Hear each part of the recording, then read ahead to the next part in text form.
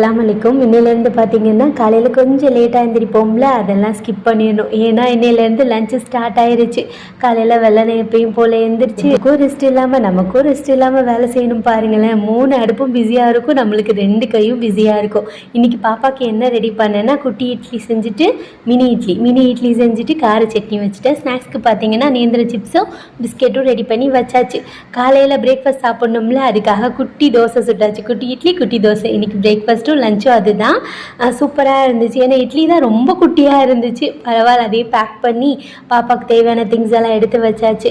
Madam பார்த்தீங்கன்னா இப்போ தான் இன்ட்ரெஸ்ட்டாக அவங்க நேம் எல்லா நோட்லையும் எழுதிட்டு இருந்தாங்க. அப்படியே 2 வாய் ஊட்டிட்டோம்னா நம்ம கொஞ்சம் ஹாப்பியாக இருக்கும்ல. இந்த டிஃபன் பாக்ஸில் யாருக்கு பேக் பண்ணுறேன்னா எப்பயும் போல் அஃப்ரீனாத்தாக்கு. இனிமேல் ஸ்கூல் ஆரம்பித்தோன்னா அவங்களுக்கும் பிரேக்ஃபாஸ்ட் பேக் பண்ணி கொடுத்துட்டோன்னு வைங்களேன், போகிற வழியில் எங்கேயாவது உட்காந்து சாப்பிட்டுக்கிடுவாங்க. இங்கிட்டு பார்த்தீங்கன்னா சின்ன மேடம் நைட்டு ஃபுல்லாக நம்மளை தூங்க விடாமல் இப்போ நல்லா தூங்கிட்டு இருக்காங்க. சரி தூங்கு, அதுக்குள்ளே நான் என்னோட டீயை குடிச்சிட்டு வந்துடலன்னு கிச்சன் பக்கமாக வந்தா இப்படி தான் தெரியுதுன்னு தெரியல வந்து நிற்கிறா. பார்த்தீங்களா, இப்படி தான் என்னை ஒரு டீ கூட குடிக்க விட மாட்டேங்கிறா. யாருக்கெல்லாம் இப்படி இருக்குது?